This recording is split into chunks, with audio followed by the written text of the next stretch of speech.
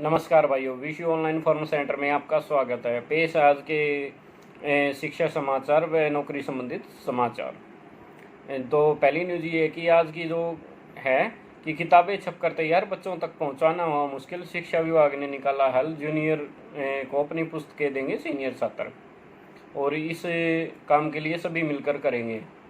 कि स्कूलों में नया शिक्षा सत्र 2021-22 से शुरू होने वाला है, लेकिन बच्चों तक किताबें पहुंचाना शिक्षा विभाग और सरकार के लिए मुश्किल हो रहा है।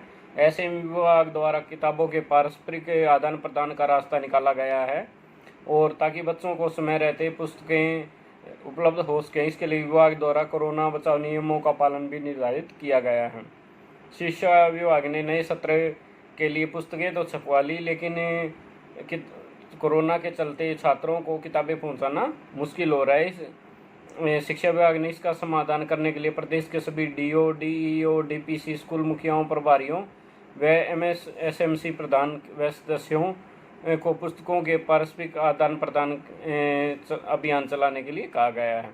उदाहरण के तौर पर 9वीं में जाने वाला बच्चा 8वीं के छात्र को अपनी किताबें देगा। इसी प्रकार से 8वीं कक्षा से लेकर पहली कक्षा तक चलेगा, और सभी बच्चों को बिना भाग दौड़ के किताबें गाँव या घरों के आसपास ही उपलब्ध हो सकेगी। विभाग ने यह भी दोहराया कि पुराने समय में यह प्रथा बहुत ही प्रचलित होती थी, जिसके अंतर्गत जूनियर बच्चे परीक्षाएं होने से पहले ही अपने सीनियरों को पुस्तकें देने के लिए कह दिया करते और पुस्तकें एक दूसरे से ले लिया करते।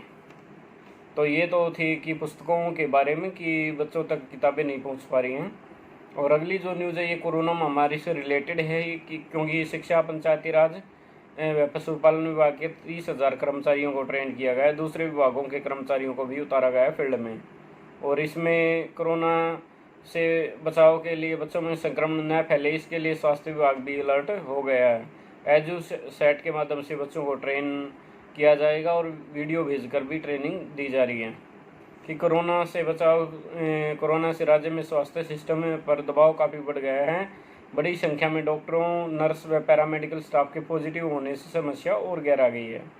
ऐसे में अब सरकार ने नॉन हेल्थ डिपार्टमेंट के अधिकारियों व कर्मचारियों की ड्यूटी कोरोना से निपटने के लिए लगा दी है। इसमें शिक्षा, पंचायती राज तथा पशुपालन सहित कई विभागों के 30,000 से अधिक कर्मचारियों को ट्रेनिंग देकर फील्ड में उतारा जा चुका है। अब शहरी स्थानीय निकाय विभाग के उन कर्मचारियों की लिस्ट भी मांगी जिनके पास लॉकडाउन और कोरोना काल की वजह से फिलहाल कोई काम नहीं है।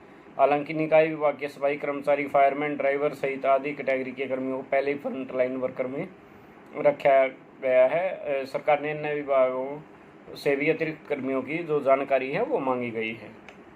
तो ये तो था जो कोरोना महामारी से बचाव के रिलेटेड स्वास्थ्य विभाग के साथ मिलकर ये काम करेंगे। अगली जो न्यूज़ है वो ये है कि दिल्ली विश्वविद्यालय जो फाइनल ईयर की परीक्षाएं वो 1 जून से होंगी। परीक्षा टाले जाने की जो अटकलों का परीक्षा शाखा ने खारिज किया है कि दिल्ली विश्वविद्यालय में अंतिम वर्ष का ओपन बुक एग्जाम 1 जून से ही शुरू होंगे। डीयू परीक्षा शाखा ने परीक्षा टाले जाने की अटकलों को खारिज कर दिया है, यानी कि जो परीक्षा है वो 1 जून से ही समय पर होगी, जो दिल्ली यूनिवर्सिटी में ओपन बुक एग्जाम होनी थी। प्रशासन का तर्क है कि अंतिम वर्ष के विद्यार्थियों ने ही आयोजित होगी। यदि परीक्षा नहीं लेंगे तो किस आधार पर उन्हें डिग्री देंगे। परीक्षा 2 महीने बाद लेने से रिजल्ट निकलने में देरी होगी, जिससे विद्यार्थियों का साल खराब होगा। कोरोना की दूसरी लहर के घातक होने के बाद डीयू प्रशासन ने 15 मई से शुरू होने वाले ऑनलाइन ओपन एग्जाम बुक परीक्षा को टाल दिया था। परीक्षा शाखा के जो प्रोफेसर CS रावत ने कहा कि ओपन बुक एग्जाम परीक्षा है 1 जून से आयोजित की जाएगी। इसके लिए जल्दी डेट शीट भी जारी कर दी जाएगी। कोरोना के कारण यदि 2 महीने बाद परीक्षा आयोजित करेंगे तो रिजल्ट निकालने में देरी होगी, लिहाजा विद्यार्थियों का साल खराब नहीं होने दे सकते। वहीं आम आदमी पार्टी के छात्र संगठन छात्र युवा संघर्ष समिति का कहना है कि कोविड-19 के कारण शिक्षक व विद्यार्थी संकट का सामना कर रहे हैं। ऐसे में चौथे सेमेस्टर की परीक्षाओं के लिए भी परीक्षा स्थगित की जाए। उन्होंने भी जो डीयू के परीक्षा कुलपति हैं उनको पत्र लिखा है। अगली जो न्यूज़ है ये CBSE से रिलेटेड है कि CBSE में जो 12वीं की परीक्षा होनी थी उस पर अभी कोई फैसला नहीं लिया है। इस पर फैसला होगा वो 1 जून को ही लिया जाएगा। और केंद्रीय शिक्षा मंत्री ने राज्यों से 30 मई तक इसमें सुझाव मांगे हैं। और यही है कि अभी जो दूसरी लहर चल रही है उसमें लंबे समय तक स्कूल बंद रह सकते हैं। जो हमारे शिक्षा मंत्री हैं रमेश पोखरियाल निशंक जी, उन्होंने कहा कि दूसरी लहर बड़ी खतरनाक और चुनौतियां भी बढ़ी है। दूसरी लहर ने लंबी अवधि के लिए स्कूलों को बंद रखने के लिए मजबूर कर दिया गया। डिजिटल शिक्षा से जोड़े रखने के लिए प्रत्येक कक्षा के लिए आकर्षक डिजिटल सामग्री मुहैया करवानी होगी। और 24 करोड़ बच्चों की शिक्षा जारी रही है, इसमें महामारी के कारण आपसी सहयोग से। सीबीएसई समेत राज्य के सभी शिक्षा बोर्डों की 12वीं की परीक्षा कराने का फैसला 1 जून को हो गया। यह फैसला कोरोना के हालात के मद्देनजर लिया जाएगा। केंद्रीय शिक्षा मंत्री रमेश पोखरियाल निशंक और राज्यों के शिक्षा सचिवों की सोमवार को वर्चुअल बैठक में राज्यों से इस पर जल्द सुझाव देने को कहा गया है। कि कोरोना की दूसरी लहर के बीच निशंक ने सभी राज्यों से स्कूली शिक्षा पर बात की। उन्होंने कहा कि महामारी के दौरान शिक्षा क्षेत्र में राज्यों की पहल और शिक्षा क्षेत्र में भविष्य में रोड मैप पर चर्चा हुई है।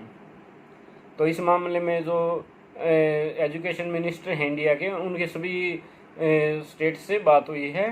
तो उस मामले में जो अभी एग्ज़ाम है उनके बारे में फैसला 1 जून को लिया जाएगा। और अगली न्यूज़ भी सीबीएसई से रिलेटेड है कि विद्यार्थी 11वीं कक्षा में वाणिज्य के साथ पढ़ सकेंगे इतिहास व गणित। क्योंकि जो सीबीएसई ने अब की बार क्या है कि स्ट्रीम सिस्टम ख़त्म कर दिया। इंग्लिश इसमें कंपलसरी है और बाकी सब्जेक्ट कोई भी ले सकते हैं। जैसे केमिस्ट्री के साथ फिजिक्स में ज़रूरी नहीं है, केमिस्ट्री के साथ आप हिस्ट्री ज्योग्राफी वगैरह भी पढ़ सकते हैं। और ऐसे ही कॉमर्स के साथ आर्ट्स पहले नहीं पढ़ सकते थे, अब कॉमर्स के साथ इतिहास व गणित भी पढ़ सकते हैं। तो ये स्ट्रीम इससे बच्चों को फ़ायदा होगा, क्योंकि ये नई शिक्षा नीति हैं उनके तहत ये किया गया है। और अगली जो न्यूज़ है ये यूपी बोर्ड से रिलेटेड है कि यूपी बोर्ड का फर्जी परीक्षा कार्यक्रम हो जारी करने वाले पर FIR दर्ज होगी। फर्जी परीक्षा स्कीम ने बढ़ाई थी धड़कनें। कि उप मुख्यमंत्री की ओर से 20 मई तक हाई स्कूल और इंटरमीडिएट परीक्षा पर किसी प्रकार के निर्णय न लेने की घोषणा के अगले ही दिन जालसाजों ने परीक्षा कार्यक्रम सोशल मीडिया पर वायरल कर दिया। अलग अलग व्हाट्सएप ग्रुप पर बोर्ड परीक्षा का कार्यक्रम जारी होने के बाद यूपी बोर्ड के सचिव ने विज्ञप्ति यानी कि मीडिया को बताया कि किसी प्रकार का कार्यक्रम जारी नहीं किया गया है। यूपी बोर्ड सचिव दिव्यकांत स्कूल की ओर से सोशल मीडिया पर जारी कार्यक्रम को पूरी तरह से खारिज किए जाने के बाद कहा गया कि फर्जी सूचना वायरल करने वालों के खिलाफ प्राथमिकी दर्ज कराई जाएगी। इससे पहले यूपी बोर्ड की ओर से 2 बार परीक्षा कार्यक्रम घोषित करने के बाद उसे स्थगित किया जा सका। पहली बार पंचायत चुनाव के लिए और दूसरी बार कोरोना संक्रमण बढ़ने के बाद परीक्षा को रद्द किया गया था। इसके बाद से परीक्षार्थी करीबन 56 लाख परीक्षार्थियों को परीक्षा का इंतज़ार है। और अगली जो न्यूज़ है ये चंडीगढ़ से रिलेटेड है कि शहरी निकायों में लगे किसी भी कच्चे पक्के सफाई कर्मचारी की कोरोना से मौत होने पर आश्रितों को 10 लाख रुपए मिलेंगे। हरियाणा कोरोना रिलीफ फंड से यह राशि दी जाएगी। कोरोना से सफाई कर्मी की मौत पर आश्रितों को मिलेंगे 10 लाख रुपए। मुख्यमंत्री मनोहर लाल जी ने मंजूरी दे दी कि शहरी निकाय विभाग के अतिरिक्त मुख्य सचिव SN राय ने इस संबंध में लिखित पत्र जारी करते हुए कहा कि पक्के कर्मचारियों के साथ ही नगर निकायों पालिकाओं के रोल विभिन्न एजेंसियों द्वारा अनुबंध पर लगाए गए सफाई कर्मचारियों की इसका लाभ मिलेगा। प्रदेश में करीब 55,000 सफाई कर्मचारी, जिनमें से 32,000 शहरी निकायों में लगे हैं। प्रदेश में कोरोना से मौत पर मेडिकल स्टाफ के आश्रितों को 50 लाख और पुलिस कर्मचारियों को आश्रितों को 30 लाख रुपए दिए जाते हैं। और अगली जो न्यूज़ है कुरुक्षेत्र यूनिवर्सिटी से रिलेटेड है, एग्ज़ाम के रिलेटेड। यूजी जो पीजी की इवन सेमेस्टर परीक्षा की हैं वो तारीखें बढ़ाई गई हैं। लॉकडाउन के चलते कुरुक्षेत्र विश्वविद्यालय की परीक्षा शाखा ने मई जुलाई में आयोजित होने वाली यूजी पीजी इवन सेमेस्टर व वार्षिक परीक्षा पहले जो डेट थी इसमें लेट फीस की आवेदन के साथ वो पहले 5 मई थी, अब इसको बढ़ा दिया गया है कुरुक्षेत्र यूनिवर्सिटी की तरफ से। और जो सर्वे में हरियाणा से रिलेटेड न्यूज़ है कि सर्वे में ड्यूटी से पहले JBT का वैक्सीनेशन हो, ये जो स्कूल लेक्चर एसोसिएशन है उसने मांग की है कि जो JBT टीचर हैं उनका भी वैक्सीनेशन हो पहले, क्योंकि उनको भी कोरोना से बचाव के लिए लगाया गया है। और इसमें प्राथमिक शिक्षक संघ ने ऐतराज़ भी जताया है इसी मामले में कि प्रशिक्षण तो दिया TGT PGT को और ड्यूटियां लगा दी JBT की। बोले कोरोना के मरीजों से खिलवाड़ होगा कि कोविड-19 के मरीजों की देखभाल के लिए गाँवों में सर्वे तथा अन्य जागरूकता के कार्यक्रमों के लिए अब शिक्षकों की ड्यूटी लगाई जाएंगी।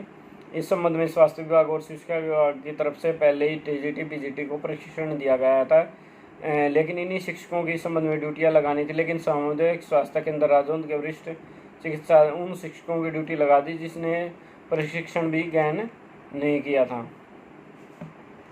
और अगली जो न्यूज़ है बैंक से रिलेटेड है, ईएमआई से रिलेटेड, कि ईएमआई में छूट लेने से पहले ये ज़रूरी जान लें कि रीस्ट्रक्चरिंग 2.0 प्लान के तहत लोन पीरियड 2 साल तक बढ़ा सकते हैं बैंक। और इस स्कीम का एक ही कोरोना महामारी की दूसरी लहर का असर कई लोगों की माली हालत पर भी असर पड़ा है।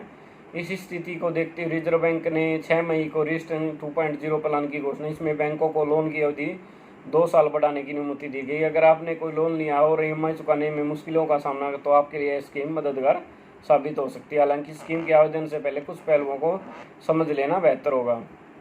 अगर आप बिना रिस्ट्रिक्शन के भी ईएमआई चुका सकते हैं तो बेहतर होगा आप रिस्ट्रिक्शन या मोराटोरियम के बारे में न सोचें।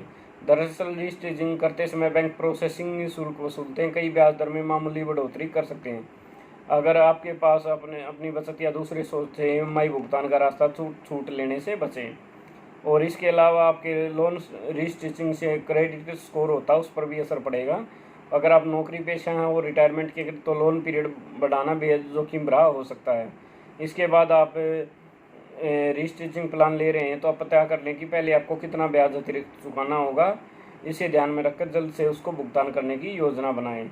और जो लोग इसका पहले फ़ायदा उठा सकें उनके लिए क्या नियम है इसमें, कि जिन लोगों ने पहली विंडो के तहत लोन रिस्ट्रिक्शन का फ़ायदा ले लिया था उनके मामलों में नई स्कीम के तहत मोराटोरियम को पूरे 2 साल की अवधि के लिए बढ़ाया जा सकता। मतलब कि पहली विंडो के तहत 2 साल पूरा होने में जितना समय रह गया था उसे कवर करके पूरे 2 साल तक कर दिया जाएगा। अगले अलग से 2 साल का समय नहीं मिलेगा, बाकी की शर्तें समान ही रहेंगी। और इसमें किन लोगों को फ़ायदा, ये स्कीम उन व्यक्तिगत कर्जदार छोटे कारोबार ईएमआई के लिए जिन्होंने 25 करोड़ रुपए तक का लोन लिया और अपनी ईएमआई नहीं चुका पा रहे हैं। अगर आप इस कैटेगरी में आते हैं तो आप 31 सितंबर 2021 तक अपने बैंक में संपर्क कर लोन रिस्ट्रक्चरिंग विकल्प पर बात कर सकते हैं। रिस्ट्रक्चरिंग प्लान की शर्तें बैंक तय करेगा। आवेदन मिलने के बाद बैंक पहले आपके वित्तीय रिकॉर्ड और रिस्ट्रक्चरिंग कराने की वजह जाँच करेगा और उसके आधार पर आवेदन को मंजूरी मिलेगी। आपको ईएमआई से छूट देनी है या भुगतान की अवधि बढ़ाना बैंक ही तय करेगा। इस स्कीम का फ़ायदा उठाने के लिए एक ही शर्त है कि 31 मार्च 2021 तक आपका लोन अकाउंट स्टैंडर्ड होना चाहिए, यानी आपकी एक किस्त भी न छूटी हो। तो ये भाइयों लोन के रिगार्डिंग बहुत ही महत्वपूर्ण न्यूज़ है, आप इसको ध्यान से सुनना। और अगली जो न्यूज़ है कि जामिया में दाखिले की दौड़ आज से 134 पाठ्यक्रमों में प्रवेश परीक्षा से दाखिला 26 जुलाई से 28 जुलाई तक प्रवेश परीक्षा शुरू होगी। और अगली जो न्यूज़ है ये बैंक में नौकरी का मौका, बैंक में फॉर्म निकले हुए हैं जल्द। जो भारतीय हैं स्टेट बैंक एसबीआई में फॉर्म निकले हैं junior association customer support and sales के 20 से 28 साल इसमें एज मांग रखी है। 1 अप्रैल 2021 को होनी चाहिए। जन्म 2 अप्रैल 1993 से 1 अप्रैल 2001 के बीच हुआ हो। और शुल्क है वो 750 रुपये इसमें। और जो एलिजिबिलिटी है वो ग्रेजुएशन है किसी भी विषय से। और जो लास्ट डेट है वो 20 मई है, इसकी बढ़ा दी गई है अब। और जून में संभावित है इसकी परीक्षाएं। और अगली जो न्यूज़ है कि सीबीएसई और बोर्ड परीक्षाओं के पक्ष में ज़्यादातर राज्य की कोरोना महामारी चल रही है, लेकिन अभी परीक्षा के पक्ष में है ज़्यादातर राज्य।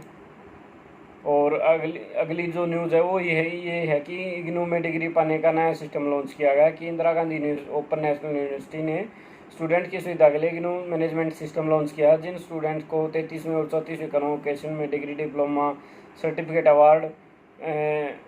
अवार्ड होनी थी मगर उन्हें अब तक सर्टिफिकेट नहीं मिला या रजिस्टर नहीं किया, वे इस सिस्टम के तहत अप्लाई कर सकते हैं और अपना सर्टिफिकेट ले सकते हैं। इसके लिए स्टूडेंट्स को यूनिवर्सिटी के पोर्टल पर जाकर अपना ऑनलाइन अप्लाई करना होगा। और जो अगली जो न्यूज़ है कि लॉकडाउन में पंचायत चुनाव की तैयारी में ग्रामीण चौकीदारी पीएफ के दायरे में आए हैं। 7000 ग्रामीण चौकीदारों को 12% पीएफ का लाभ देने की मंजूरी दी गई है। और 23,000 नंबरदारों को स्मार्टफोन व आयुष्मान योजना में किया जाएगा कवर। ये तो थी जो चौकीदारों से संबंधित न्यूज़। तो ये थे तो भाई आज के शिक्षा समाचार। वे नौकरी में ये कि एसबीआई के फॉर्म ही निकले हुए हैं और सेट के फॉर्म निकले हुए हैं।